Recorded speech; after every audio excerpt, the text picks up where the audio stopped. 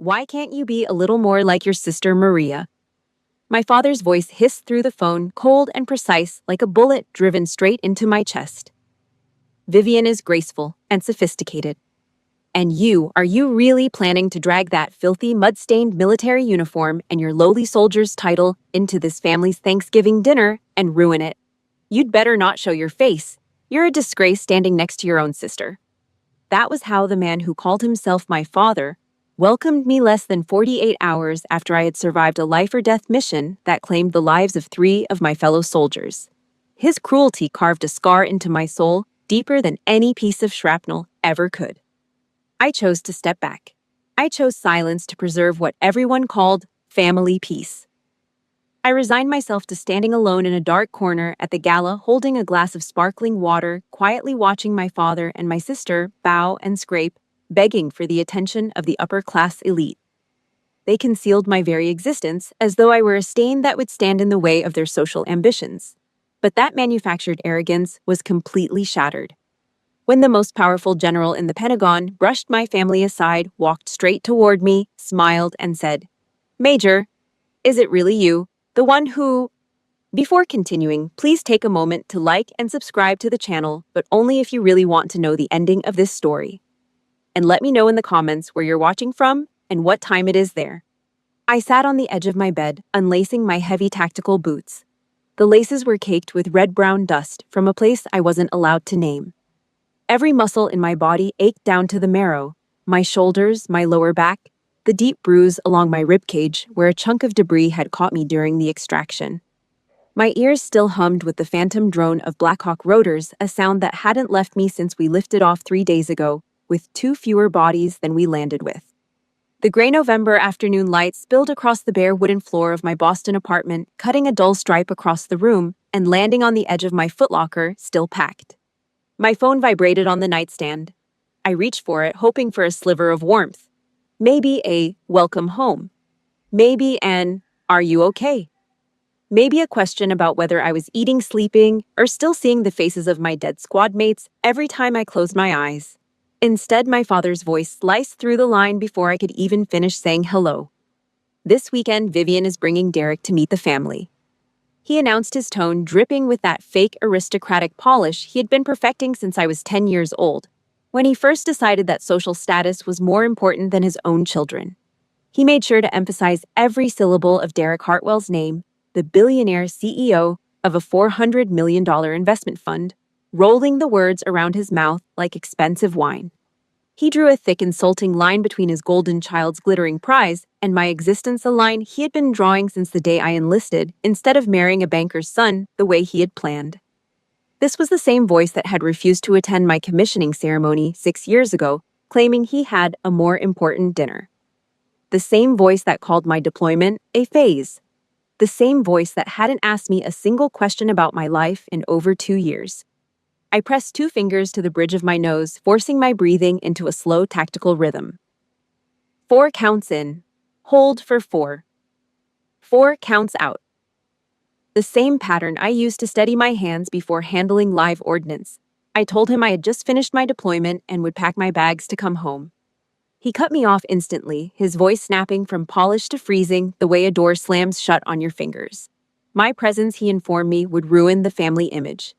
He said the word image like it was holy scripture, like it mattered more than the 3 flag-draped coffins I had saluted 6 days ago. I stared at the blank wall across from my bed, keeping my mouth firmly shut. I never told him about my high-risk combat pay, the hazard bonuses that had been piling up for 6 consecutive deployments, or my military-advised investment portfolios that had been quietly compounding for a decade. I had enough liquid assets sitting in my accounts to buy his entire fake upper-class lifestyle outright: the bespoke suits, the country club membership, the leased BMW, the rented penthouse he pretended to own. Twice over, I chose not to flex my wealth. A true soldier doesn't brag about their ammunition. You keep it locked, loaded, and ready for the moment it matters. I stood up, my spine straightening instinctively the way it does when a superior walks into the room. Except no superior was here. Just a man on the phone who had never once earned my salute. "I am an officer of the United States Army, father."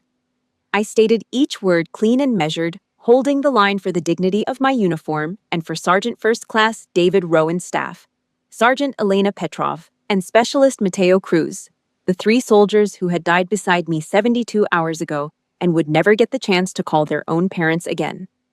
My father lost his refined act entirely. The mask cracked down the middle, and the real man behind it came screaming out like something rabid. A worthless soldier making pocket change, he roared through the speaker so loud I had to pull the phone away from my ear. A vein in my temple twitched. Don't stand in the way of your sister's future. You are forbidden from showing your face at home for Thanksgiving. Know your place, Maria. The line went dead. The endless flat beep of the disconnected call echoed through my empty apartment like a flat line on a heart monitor. It went on and on and on until I pressed the red button and set the phone face down on the nightstand. I lowered my hands slowly. I'd walked through enemy fire with a steady heart. I'd crawled through burning wreckage and pulled a wounded man twice my weight to safety. I had held a dying friend's hand and kept my voice calm enough to say, "You're going to make it," even when I knew he wouldn't. But none of that training could stop the bleeding from a blade to the back driven in by my own blood. I did not cry. My military discipline kicked in like a combat tourniquet, sealing off the emotional hemorrhage before it could spread.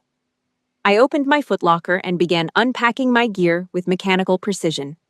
Each shirt folded into a perfect 6 by 6 inch square. Each pair of socks rolled into a tight ball. Undershirts stacked by color. Dog tags placed in the top left corner of the dresser drawer exactly parallel to the edge. This was how I survived. Structure, order, control. From this exact second, I designated my family as a toxic hostile zone, a sector on the map marked in red to be avoided, circumvented, and never entered without full protective equipment. I walked to the front door, turned the deadbolt until it clicked, and mentally raised the defensive perimeter around the only safe ground I had left. Thanksgiving night arrived exactly as I anticipated. I stood in my cramped kitchen tearing open a leftover MRE packet of beef stew menu 14, the one nobody in the platoon volunteered for. The dry, tasteless meat hit my tongue like cardboard soaked in salt. I chewed slowly, methodically, leaning against the counter, staring at the bare wall where a normal person might have hung a family photo. I had nothing hanging there, no frames, no magnets on the refrigerator. The fluorescent light above the sink buzzed and flickered, casting the kitchen in a sickly yellow that made the beige walls look jaundiced. Somewhere across Boston in a brownstone, I hadn't been invited to my family, was sitting down to a meal that cost more than my weekly grocery run. I took another bite of the MRE and washed it down with tap water from a chipped mug. At exactly 8 p.m., my phone lit up on the counter. My sister had dropped a photo into the family group chat, the group chat she had never once used to ask about my deployments, my health, or whether I was alive. My father was beaming in the photo, his teeth bared in that performative smile he saved for people he wanted something from. He was raising a glass of expensive red wine sitting next to Derek Hartwell and my sister, at the head of a long polished mahogany table, loaded with a golden brown turkey silver candlesticks and crystal glassware that caught the warm light of the dining room like a magazine spread. There was no empty chair, no plate set for me. They hadn't even left a gap where one might have been. They had filled the space with a decorative centerpiece as if the seat had never existed. I zoomed in on the photo with my thumb and forefinger. The vanity practically oozed through the pixels. My father had worn his newest bespoke suit, charcoal peak lapel pocket square folded into a precise triangle. My sister was in a cream-colored dress that probably cost more than my monthly housing allowance, her hand resting on Derek's arm with practiced proprietary ease. Derek himself looked polished, but uncomfortable, the slight tension in his jaw suggesting he was performing too. A second message popped up from my father, typed directly beneath the photo. "Thank you for not ruining the party. Derek was very impressed with our perfect family pedigree." I read it twice. The first time the words landed like a slap across the mouth, the kind you don't see coming because you're still hoping the hand will reach out to hold you instead. The second time they just confirmed what I already knew. I was not a daughter to this man. I was an obstacle. A variable to be eliminated from the equation of his social climbing. He had thanked me for disappearing the way you thank a neighbor for keeping their dog quiet during a dinner party. I didn't type a reply. I didn't block him yet. I simply set the phone face down on the counter and took another bite of the cold stew, chewing slowly, methodically, like I was on a field exercise. Because that's exactly what this was. Survival rations in hostile territory. You eat what you have. You don't complain. You don't cry over turkey you'll never taste. The screen lit up again, this time showing a secure DC area code that I recognized immediately. I picked it up on the first ring, my posture snapping straight against the cold metal of the refrigerator door. Major Stewart speaking. It was Colonel Margaret Caldwell, my direct commander. The woman who had pinned my silver star to my chest with hands that didn't shake even though she had buried 2 of her own soldiers that same week. The woman who had sat beside me on a cargo plane for 11 hours without saying a word because she knew I didn't need words. I needed someone who understood the weight of surviving when others didn't. She immediately called me out on my stiff tone, telling me I sounded like I was reporting for a court-martial. Then she demanded to know why I had an RSVP'd to the Beacon Hill Winter Gala, a high-profile charity event hosted by the city's defense and political elite. I sighed, pressing my back harder against the cold metal of the refrigerator. Colonel, I'm not used to lavish events. I'm more familiar with the smell of gunpowder than expensive perfume. I'd like to request permission to sit this one out. The line went quiet for 2 full seconds. I counted them. When Colonel Caldwell spoke again, her voice dropped into the register she used when issuing orders that could not be questioned, could not be appealed, could not be negotiated. The same tone she used before deploying us into the Korengal Valley when she looked each of us in the eye and said, "You come back, or I come get you. You wear the silver star on your chest because you charged into a wall of fire to save 4 soldiers' lives. You do not get to hide. You will attend not for your own pride, but to represent the brothers and sisters who can never come home. That is an order." I looked at the dark screen of my phone, then slowly lifted my eyes to the far wall of my apartment. My navy black mess dress uniform hung perfectly straight on a wooden hanger, the fabric pressed with military precision, not a single wrinkle. The silver star and purple heart were pinned above the left breast pocket, catching a sliver of fluorescent light from the kitchen. "Copy that, Colonel. I'll be there." I would go. Not for revenge, not for my family, not for the man who had banned me from his table. For Sergeant First Class David Rowan, who had 2 daughters in Tulsa who would never see their father walk through the door again. For Staff Sergeant Elena Petrov, who had been 3 weeks from completing her final tour. And for Specialist Mateo Cruz, 22 years old, who died carrying me on his back through burning wreckage because that's what soldiers do. Friday morning, the violent pounding on my front door shattered the quiet of my apartment at 7:15 a.m. 3 heavy blows, then 2 more, so hard the door frame groaned and a thin line of dust shook loose from the top hinge. I didn't rush. I set my coffee mug down on the counter, walked over in bare feet, each step deliberate on the cold floorboards, and unlocked the deadbolt. My father and my sister shoved past me without waiting for an invitation, pushing through the doorway like they owned the building, the lease, and the air inside it. My father's shoulder clipped mine as he barged through. He didn't apologize. He never did. My father stopped in the center of my living room, sweeping his eyes over my simple furniture with the slow theatrical contempt of a health inspector surveying a condemned kitchen. The second-hand couch with the sunken middle cushion. The folding table I used as a desk stacked with field manuals and a single framed photo of my squad. The military footlocker pushed against the wall, olive drab and scratched from 6 deployments. He let out a loud, disgusted snort through his nostrils, his upper lip curling like he'd stepped in something foul. He clasped his hands behind his back, lifted his chin, and assumed the posture of a man who believed he was giving orders to a subordinate.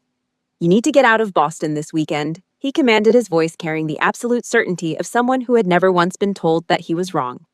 I stood perfectly still in the doorway, one hand resting lightly on the door frame, raising a single eyebrow. I let my interrogation room composure take over, the flat stare, the measured breathing, the absolute refusal to give them a reaction they could feed on. My sister crossed her arms and leaned against the wall next to my bookshelf, smirking at me, with the confidence of someone who had never been told no in her entire gilded life. She tossed her hair, freshly blown out, the highlights probably costing more than my weekly grocery budget, and launched into her performance. "Derek is trying to get access to General Thomas Vance for approval on a defense investment project," she sneered, tapping her manicured nails against her elbow in a rapid, impatient rhythm. She warned me that Boston was too small. If anyone in the elite circle saw me walking around in my shabby soldier state, Derek would discover the family's stain. She actually used that word, stain. She said it while standing in my home in the apartment I paid for with money I earned by risking my life. I looked at the man who sired me standing in the middle of my living room like a king surveying a beggar's hovel and felt nothing but profound pity. He had no idea that the general he was so desperate to reach had personally signed off on my Silver Star citation. He had no idea that General Thomas Vance had called me one of the bravest officers of her generation in a classified briefing. He had no idea because he had never once asked. My father stepped forward, closing the distance between us to less than 3 feet. His face twisted into a cruel sneer, the one he wore when he was about to deliver what he considered a killing blow. I had seen this face at the dinner table when I was 15, when he told me I would never amount to anything because I wasn't feminine enough for polite society. I had seen it again when I was 18, the night I told him I'd enlisted, and he called me a waste of a daughter. The expression hadn't changed in 17 years. Accept reality, Maria. You contribute nothing to this family. Disappear, go hide somewhere for a few days. Don't let your failure and poverty infect your sister's brilliant future. He spat the word poverty like it was a disease, spraying it at me from less than an arm's length away. My heart rate held steady at 60 beats per minute. I had maintained lower numbers under mortar fire in a valley where the sky was orange with explosions. I did not raise my voice. I did not lose control. I did not ball my fists or clench my jaw or give him a single millimeter of the reaction he was hunting for. I simply took one step forward, projecting the lethal, invisible pressure of someone who has stared death in the face and walked through it with her hands steady. The room temperature seemed to drop. Both of them instinctively took a half step back, their bodies registering the danger before their minds could process it. My father's sneer faltered. My sister uncrossed her arms. My home, my territory. I grounded out every single syllable sharp as a razor blade drawn slow across glass. I do not take orders from parasites clinging to hollow vanity. Get out of my house, now. My father's face flushed purple. His neck veins bulged against his shirt collar. The mask of the refined aristocrat disintegrated completely, and the snarling, desperate man underneath came clawing out. You dare disrespect me, you will forever be nothing but a worthless bottom-feeding pawn. He spat, jabbing his finger so close to my face I could feel the air move. They stormed out. My sister's heels clicked furiously on the hallway floor like rounds from a small-caliber weapon. My father slammed my door so hard the hinges rattled, the deadbolt catch cracked, and the framed squad photo fell off the wall, the glass spider webbing across Rowan's face. I stood my ground. My boots were planted on the cold floor. My breathing was even. I picked up the broken frame, carefully removed the photo, and placed it on my desk. Then I reached for my phone and began scrolling through my contacts until I found the RSVP line for the Beacon Hill Winter Gala. I was done hiding in the shadows. The pawn was about to cross the board. Saturday night. The Harrington Plaza Ballroom was a blinding sea of crystal chandeliers and $10,000 dresses.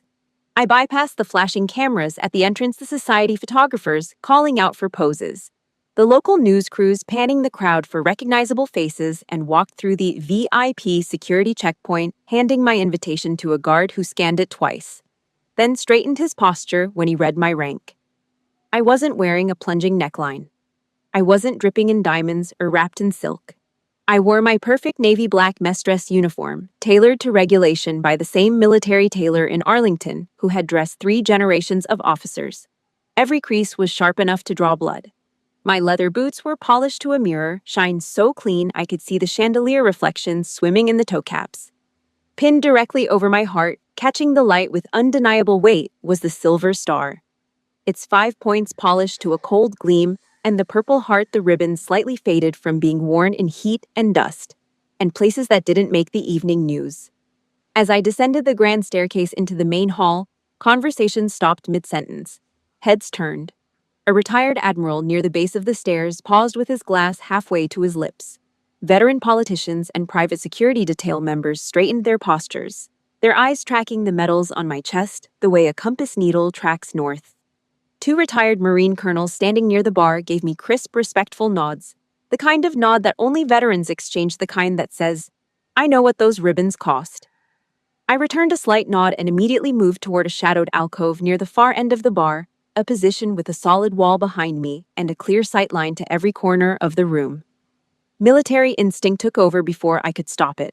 I scanned the space the way I scanned a hostile village on approach. 3 exits, main entrance, kitchen, service door behind the stage. Emergency stairwell to the left, behind a velvet curtain. 2 security blind spots near the balcony columns where the camera angles couldn't reach. VIP cluster, concentrated center right near the podium where General Thomas Vance stood surrounded by defense contractors, senior Pentagon officials, and 2 sitting members of the Senate Armed Services Committee. I positioned myself with my back against the cold marble wall. Old habits from the Korengal Valley, you never sit with your back to a door. At exactly 7:30 p.m., I locked onto my targets. My father was sweating through his bespoke suit, the charcoal fabric showing dark patches under his arms that he kept trying to hide by pressing his elbows to his sides. He was laughing too loud at jokes no one had told him, gripping his champagne glass so tightly his knuckles were pale, trying desperately to blend in with men who had actually earned their seats at this table. He kept tugging at his collar and adjusting his cufflinks, a nervous tic I recognized from childhood. He used to do the exact same thing at the Brookline Country Club when I was 14, bowing and scraping in front of the board members who controlled his membership application, his voice pitched half an octave higher than normal, his smile so wide it looked painful. I remembered standing behind him that day wearing a dress he had picked out for me because my own clothes weren't presentable, watching him compliment a man's wife 3 times in 30 seconds while his own daughter stood invisible at his elbow. He had driven us home in silence that night, and when I asked him why he laughed at things that weren't funny, he told me I was too young to understand how the world works. I understood now. I understood perfectly. 20 years later, nothing had changed. The same man, the same desperate hunger, the same bent spine. My sister was clinging to Derek Hartwell's arm like a shiny, desperate accessory. Her smile so wide and so fixed, it looked like it had been stapled on at the corners. Her fingers were wrapped around his bicep with a grip that said, ownership, not affection. I watched them physically shoving their way toward the center of the room where General Vance stood. Derek was bowing his head, pitching his fund with frantic corporate buzzwords: synergy, defense sector, adjacency, bilateral alignment. His hands chopping the air like he was conducting an invisible orchestra. My father stood right behind him, aggressively nodding at everything like a bobblehead, playing the role of the perfect aristocratic father-in-law, with a pathetic naked hunger for power burning in his eyes.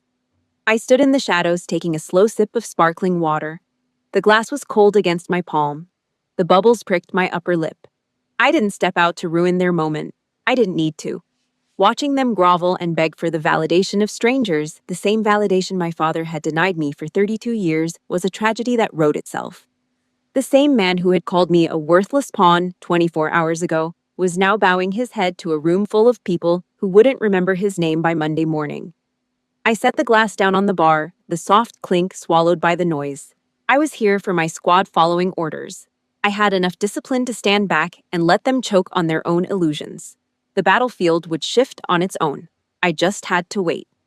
At 7:45 p.m., the battlefield shifted. General Thomas Vance listened to Derek Hartwell's rambling pitch with polite, dead-eyed boredom, the kind of expression a 4-star general wears when a civilian is wasting his time and doesn't know it.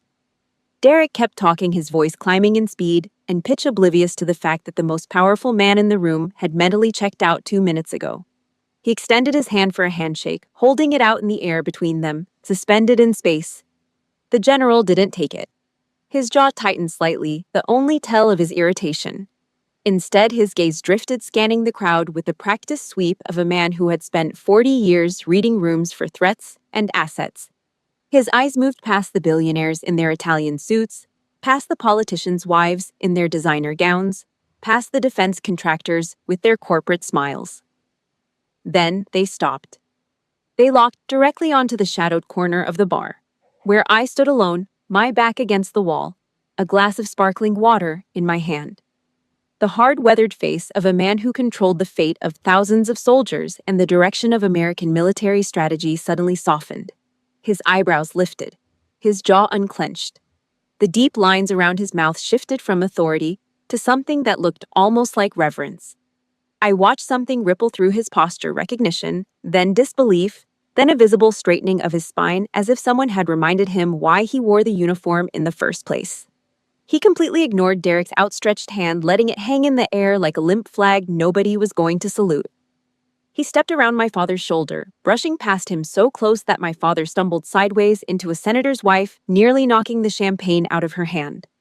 My sister's glass sloshed over the rim, the golden liquid dripping onto the front of her cream-colored dress. Neither of them understood what was happening. The general took long, purposeful strides straight toward me, his heels striking the polished marble floor with the steady, measured rhythm of a man who had crossed battlefields and burial grounds and congressional hearing rooms without breaking stride. The crowd parted for him instinctively, conversations dying in his wake like candles blown out one by one. By the time he was halfway across the room, the ballroom had gone so quiet I could hear the ice settling in someone's glass. The blood drained from my father's face. I could see it happen in real time, even from 50 feet away. The color left his cheeks and pooled somewhere below his collar, leaving his skin the gray-white of old newspaper. My sister's jaw dropped open. Her manicured hand went slack on Derek's arm. I could see the exact moment the thought crossed both their minds simultaneously. They believed the general was marching over to order security to throw the shabby soldier out into the street. My father was already composing his apology, already rehearsing his lines. "I'm so sorry, General. I have no idea how she got in. She's not with us." But the general stopped 2 feet in front of me. His shoes were so close I could see the reflection of the chandelier in their polish, right next to the reflection of my own boots. In front of 500 of Boston's most powerful and wealthy citizens, the most powerful military commander in the country snapped his heels together. The sharp crack of his boots cut through the dead silence like a rifle shot, echoing off the marble walls and the crystal chandeliers above. Every single head in the ballroom turned. He brought his hand to his brow in a flawless, crisp salute, holding it with the rigid precision of a man who meant every inch of the gesture not a ceremonial formality, but a genuine mark of respect from one warrior to another. "Major, is that really you, the one who charged into the inferno in the Korengal Valley?"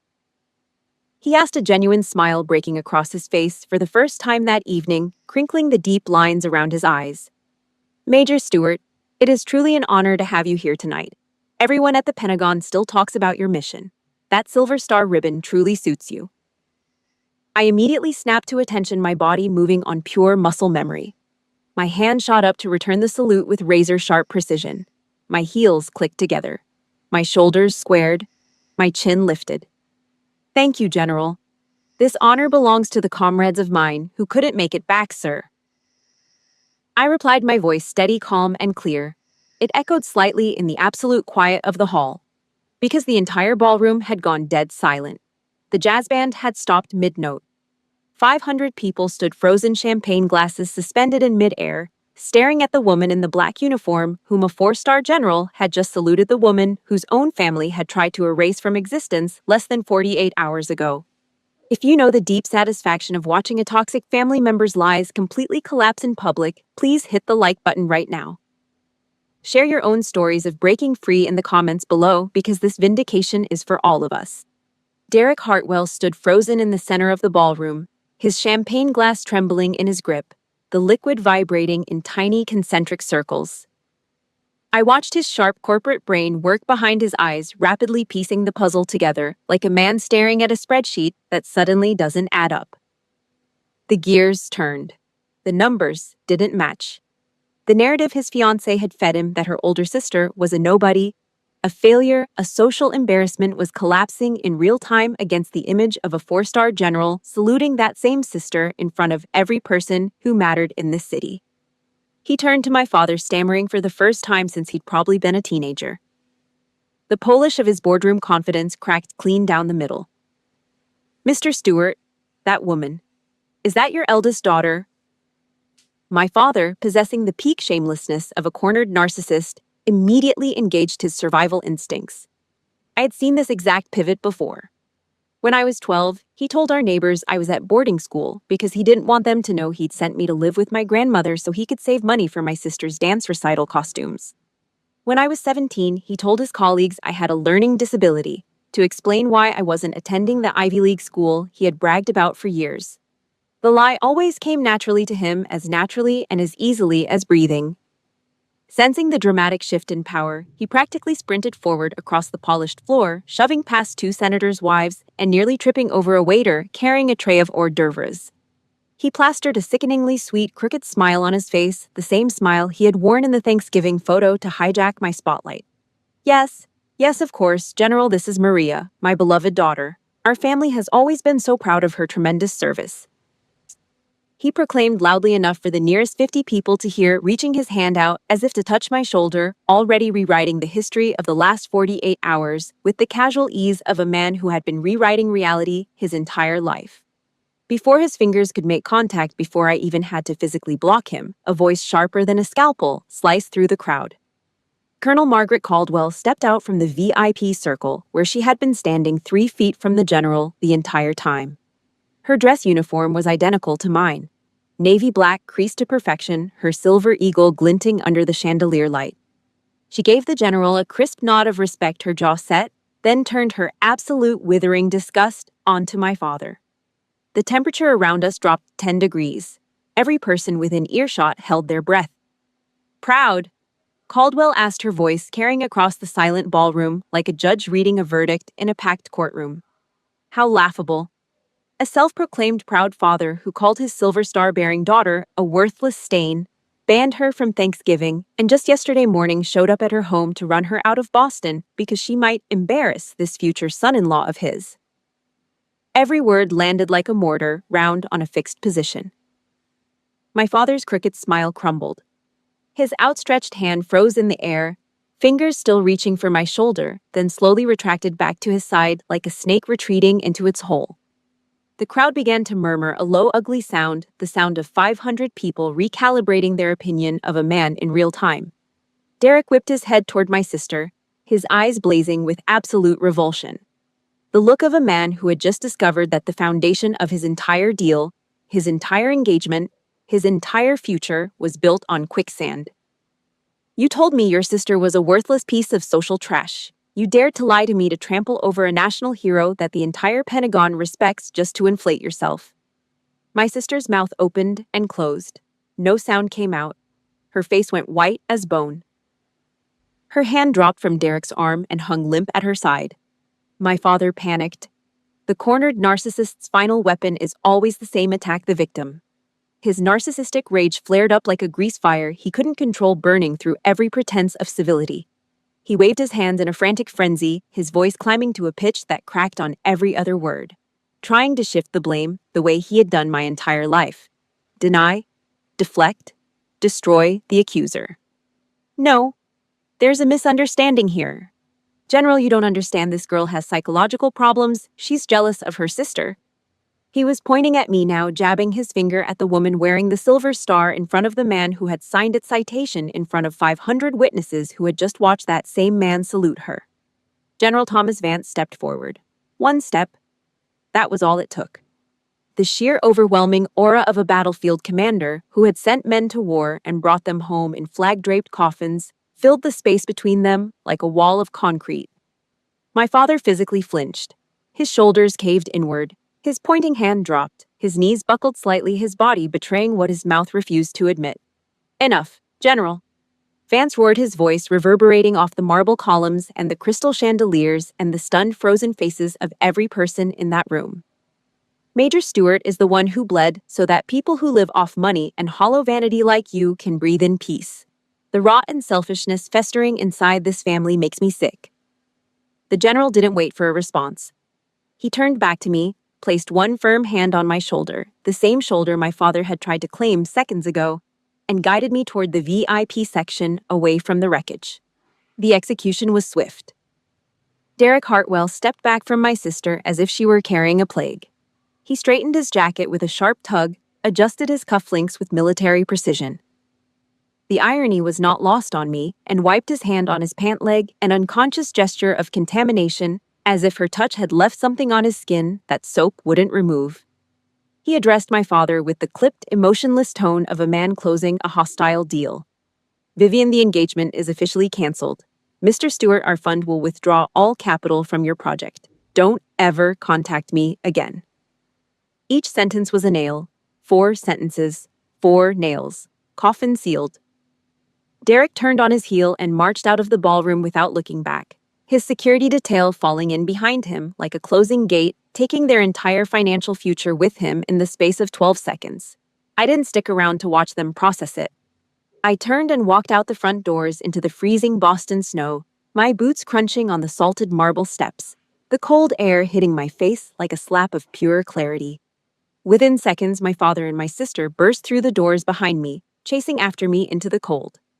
My father's dress shoes slipped on the icy steps. He caught himself on the railing, his knuckles white. "Are you satisfied?" He screamed, his voice cracking, his eyes wide with a deranged, hateful panic I had never seen before in 32 years. Spit flew from his lips and froze on his chin. His hands were shaking so badly he couldn't button his overcoat. He absolutely refused to accept that his own actions, his own words, his own cruelty had caused this. "You planned this from the start. You deliberately wore that uniform here to destroy this family. You are a cold-blooded, ungrateful monster." I slowly turned around on the icy sidewalk, planting my boots firmly into the frozen pavement shoulder-width apart. My hands hung loose at my sides, open, relaxed. I stood like an unbreakable fortress, staring straight into the eyes of the enemy. For the first time in my life, I did not flinch. I did not look away. I did not swallow the words that needed to be said. I didn't raise my voice. I spoke with the freezing, dead calm of a soldier, issuing a final warning to a hostile combatant who has crossed the wire and is about to be neutralized.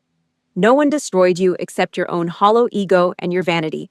You worshipped a glamorous shell and threw away your honor. In the military, betraying your comrades is the ultimate crime. At home, you stabbed your own flesh and blood in the back for a dinner with high society.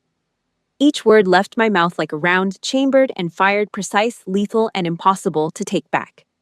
My father's face collapsed. His mouth hung open. The rage drained out of him and was replaced by something worse, the raw animal terror of a man who has just realized that every lie he ever told is now public record.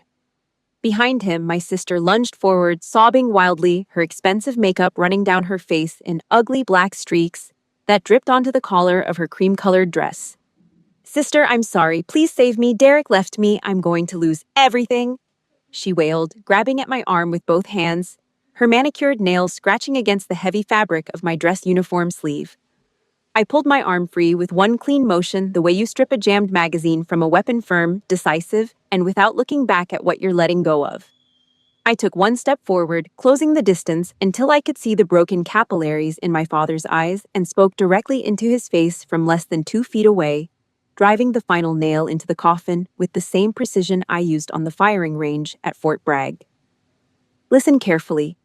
A soldier's discipline does not allow me to continue harboring traitors within my circle. From this moment forward, the exclusion zone is activated. You and she are permanently no longer my family." I held his gaze for 3 full seconds. He didn't blink. He couldn't. I turned my back on them. I stepped into the waiting black SUV, pulled the heavy armored door shut with a solid final thud that echoed across the empty street like the closing of a vault, and locked it. I didn't look back at the burning ruins of their lives. Not once. The driver pulled away from the curb. In the side mirror, shrinking with every foot of distance, I could see my father standing in the snow, his arms hanging limp at his sides, his mouth still open, and my sister on her knees on the frozen sidewalk, her cream dress soaking up the dirty slush. The image shrank smaller and smaller until it disappeared entirely. In the days that followed, the fallout hit my father like a collapsing string of dominoes, each one heavier than the last. Colonel Caldwell forwarded me a link to a Boston Globe Society column 3 days after the gala.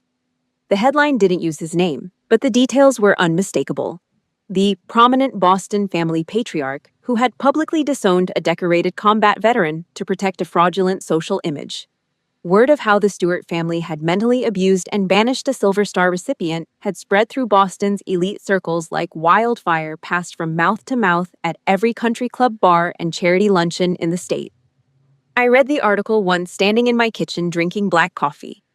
The society my father had worshipped, the one he had bent his spine to enter, the one he had sacrificed his own daughter to impress, turned on him with the same cold efficiency it applied to anyone who was no longer useful. His name was blacklisted from every country club and aristocratic register in Massachusetts. The Brookline membership he had spent 20 years cultivating was revoked by a single-page letter. The doors he had spent a lifetime prying open slammed shut in his face one after another, like a corridor of steel gates crashing closed. The financial bleeding didn't stop there. Derek Hartwell made sure the business community knew exactly who they were dealing with. Hartwell's reputation was his weapon, and he wielded it with the same ruthless efficiency that had built his $400 million fund. He didn't need to make phone calls. He didn't need to send emails. He simply told the truth at 3 industry dinners, and the truth did the rest. Partners canceled contracts left and right, disgusted by my father's complete lack of moral integrity. 2 major clients pulled their accounts within a week. A third demanded an audit. My sister was quietly terminated from her marketing director position at her firm. The HR letter cited restructuring. But everyone in the industry knew the real reason. No firm wanted the PR nightmare of employing someone who had scammed a billionaire and publicly abused a veteran. The flawless upper-class shell my father had spent his entire adult life building on a foundation of lies, manipulation, and the deliberate erasure of his own daughter was completely incinerated by the light of a truth he had tried to bury. Like all cornered narcissists, he resorted to guerrilla tactics when the frontal assault failed. My phone began lighting up, constantly buzzing on my nightstand at 2 in the morning, vibrating on the kitchen counter during breakfast, flashing in my pocket during briefings. First came the vicious, spiteful texts blaming me for their bankruptcy, their social exile, their ruined lives. I scrolled through them without emotion, the way I scrolled through after-action reports. You destroyed this family. Your mother would be ashamed of what you've become. You are dead to me. When I didn't respond to anger, when the grenades bounced off the walls of my silence without detonating, he pivoted. Classic escalation ladder. When aggression fails, deploy victimhood. The messages turned into pathetic begging essays about family blood and forgiveness. Long paragraphs about how family is everything, and how God wants us to forgive, and how a real daughter would never abandon her father. He was attempting to gaslight me into feeling guilty for his own self-destruction, deploying the same psychological warfare he had used to control me for 32 years. My military training made me immune to this. I had been trained to resist interrogation, to withstand psychological pressure from professionals whose entire job was to break human beings. A guilt-tripping text message from a man who couldn't even operate his own email without my sister's help was not going to crack my perimeter. I viewed his messages purely as psychological warfare from a hostile force, propaganda leaflets dropped behind enemy lines designed to weaken resolve and create doubt in the ranks. I sat down at my desk, poured a glass of water, and began the systematic process of erasure. I opened his contact card.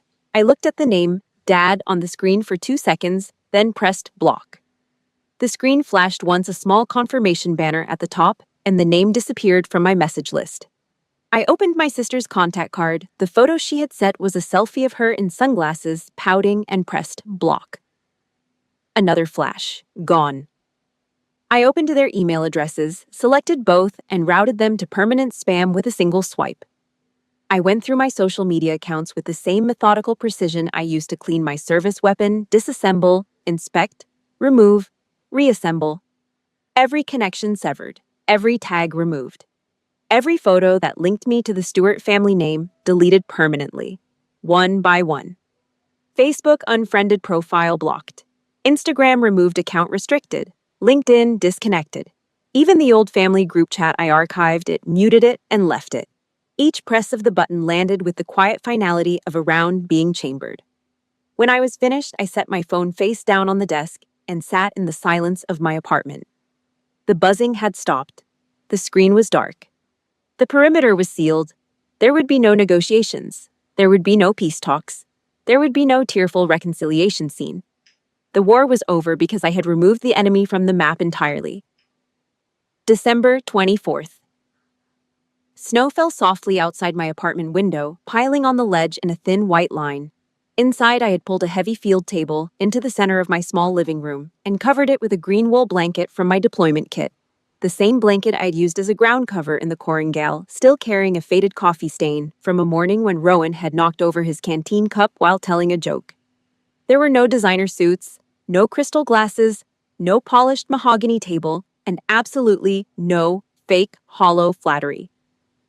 Instead, Colonel Caldwell sat at the head of the table, her sleeves rolled to her elbows, a bottle of Sam Adams in her fist, telling a story about the time she accidentally ate a local goat stew in Kandahar and spent 3 days in the field hospital arguing with the medics about whether she was fit to return to duty.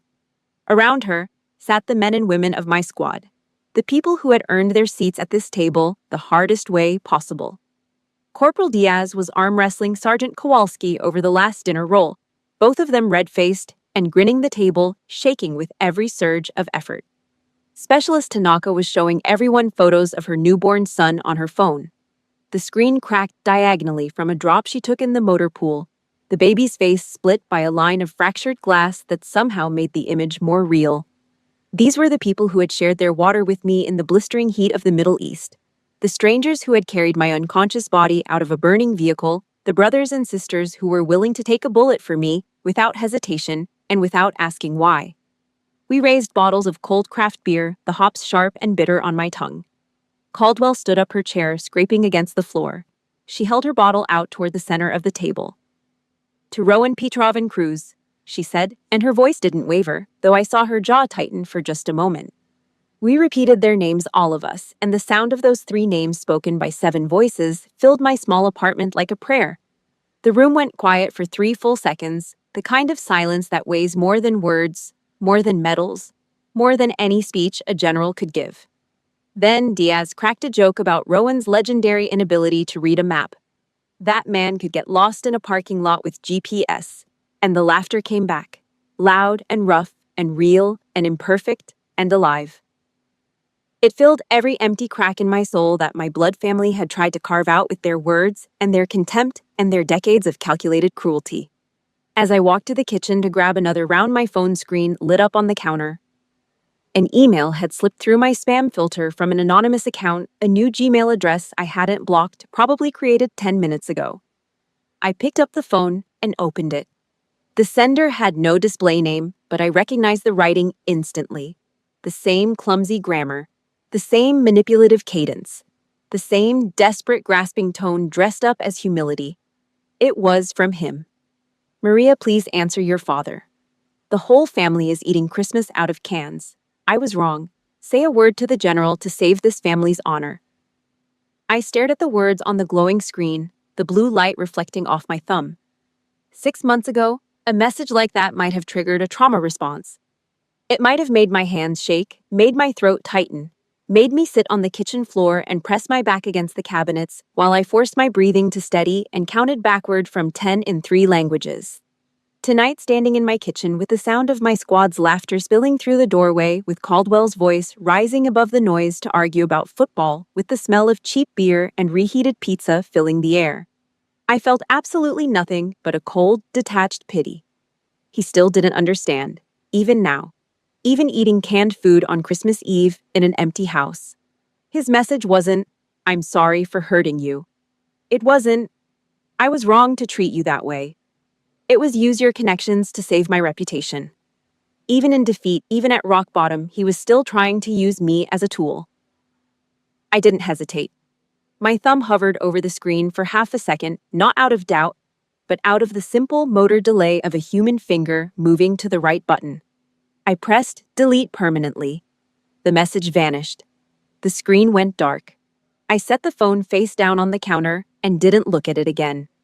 A small, serene smile broke across my face. The first real one in months. I walked back into the living room, arms loaded with cold bottles, condensation dripping onto my forearms.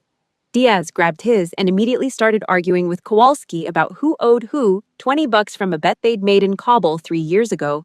A bet neither of them could remember the terms of, which made the argument louder and funnier with every passing minute. Caldwell caught my eye across the table and gave me a single knowing nod. No words, no speech, just the acknowledgement of one soldier to another that said, "You made it through." I didn't need a toxic family to prove I existed. I didn't need millions of dollars to buy the respect of the world. I didn't need a seat at a mahogany table surrounded by people who would sell my dignity for a glass of expensive wine and a handshake with a billionaire. My worth was forged in fire, built on iron discipline, honor, and a brotherhood that could never be broken by blood or money or lies or the hollow words of a man who never deserved to call himself my father. I raised my bottle. The glass was cold in my hand. The beer was cheap.